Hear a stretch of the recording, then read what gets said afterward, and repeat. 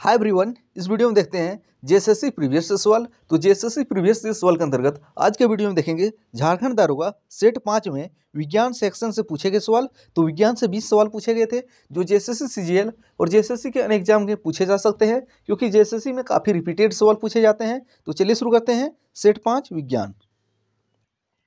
पहला सवाल विज्ञान सेक्शन से क्या था? तो वातावरण में नमी की मात्रा के कारण डैश एक जगह की नमी को इंगित करता है। तो इसका सही आंसर क्या होगा? तो वातावरण में नमी की मात्रा के कारण नमी एक, यहाँ पे नमी आएगा तो नमी एक जगह की नमी की मात्रा को इंगित करता है। तो चौथा ऑप्शन इसका सही हो जाएगा। अब दूसरा सवाल की ओर बढ़ते हैं। दूसरा क्या था? हमारे सौरमंडल का सबसे तेज कताई ग्रह कौन सा है? यानी कि हमारे सौरमंडल में जितने भी ग्रह हैं उनमें से सबसे तेज कौन सा ग्रह है जो स्पिन करता है? तो इसका सही आंसर हो जाएगा बृहस्पति।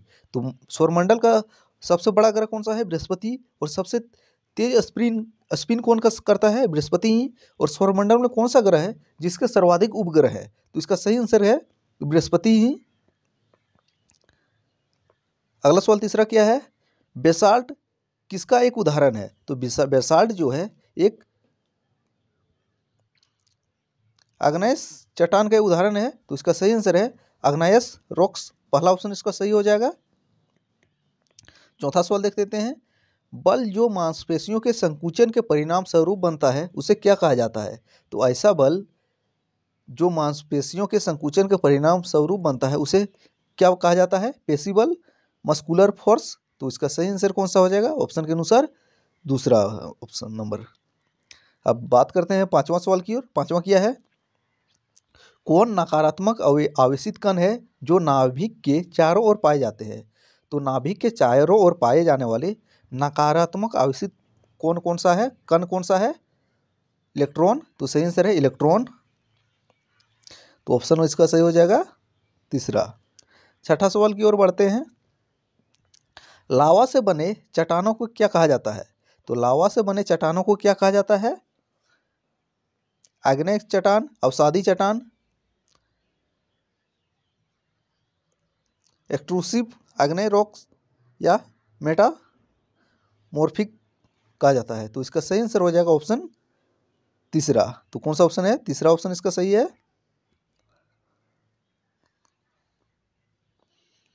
अगला सवाल देखते हैं।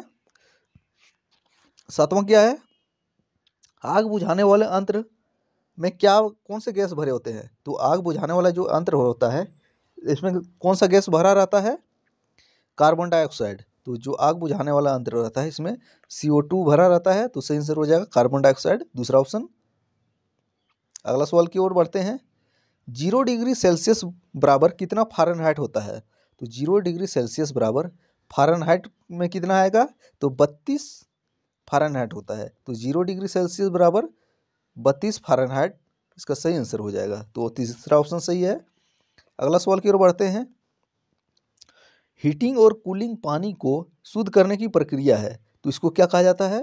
तो हीटिंग और कूलिंग पानी को शुद्ध करने की प्रक्रिया को क्या कहा जाता है? आसवन।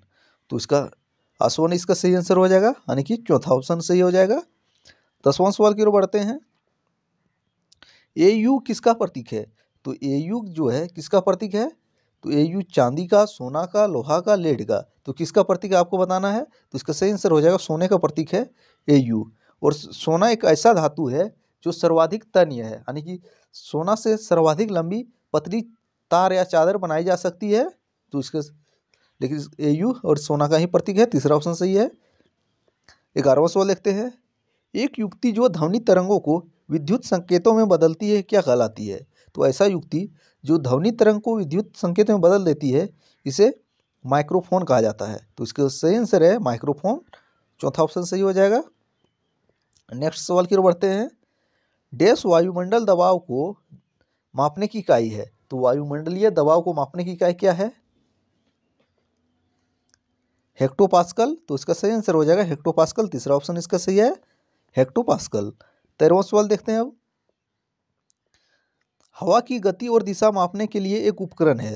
अगर हवा की दिशा और गति मापने के लिए कौन सा उपकरण का प्रयोग किया जाता है? एनीमोमीटर। तो एनीमोमीटर का प्रयोग किया जाता है, तीसरा ऑप्शन सही हो जाएगा। 14वां सवाल की ओर बढ़ते हैं अब। डैश के कारण गिरे अक्ष में ग्रह अपने कक्ष में अपनी गति पर रहते हैं, तो किसके कारण ग्रह अपने कक्ष में अपनी गति पर रहते हैं? तो इसका सही आंसर हो जाएगा गुरुत्वाकर्षण और केंद्रापराशक बल। तो गुरुत्वाकर्षण ग्रेविटी और सेंट्रीफ्यूगल फोर्स के कारण रहता है, तो चौथा ऑप्शन सही हो जाएगा। 15वां सवाल की ओर बढ़ते हैं। लेड पेन सीसा पेंसिल लेड डैश बंधन का एक उदाहरण है, तो किसका एक एग्जाम्पल है?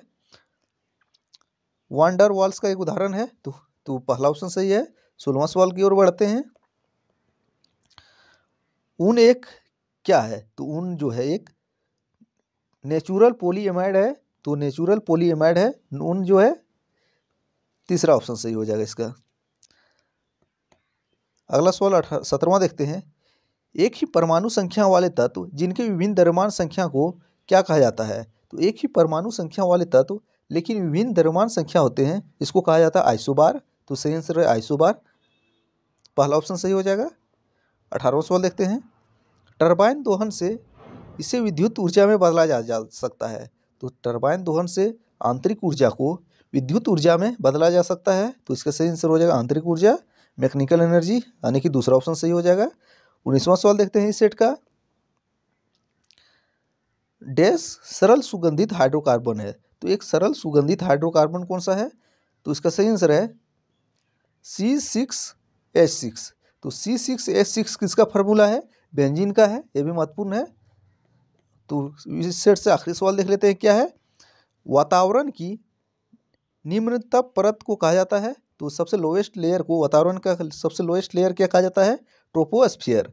तो ये थे जेएसएससी शायद सेट 5 में विज्ञान सेक्शन से पूछे गए 20 सवाल जो जेएसएससी के एग्जाम में पूछे जा सकते हैं, क्योंकि जेएसएससी के एग्जाम में प्रीवियस ईयर से काफ़ी सवाल पूछे जा सकते हैं। अगर आप प्रीवियस ईयर सवाल उठा के देखेंगे तो इनमें से काफ़ी सवाल आपको मिलेंगे जो जेएसएससी के किसी न किसी एग्जाम में पूछे गए हैं, इसलिए प्रीवियस ईयर सवाल काफ़ी महत्वपूर्ण है। अगर आप नहीं देखे हैं प्रीवियस ईयर सवाल तो प्लेलिस्ट में जाइए, सारे सवाल देख डालिए, क्योंकि प्रीवियस ईयर सवाल से अगर आज के एग्जाम में देखा जाए तो 50 से 60% आपको प्रीवियस ईयर सवाल से मिलेंगे, इसलिए प्रीवियस ईयर सवाल देखना जरूरी है।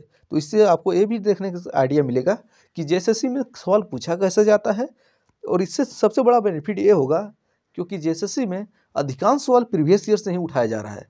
अगर जैसे जैसे आप सेट देखते जाइएगा आपको स्वयं पता चलते जाएगा कि प्रीवियस ईयर का वेटेज कितना है, इसलिए प्रीवियस ईयर सवाल को देखते जाइए बिना मजाक के, ताकि आपकी तैयारी पूरी हो सके। मिलते हैं अगले वीडियो में, तब तक पुराने वीडियो देखते रहिए प्लेलिस्ट में जाके। Thanks for watching.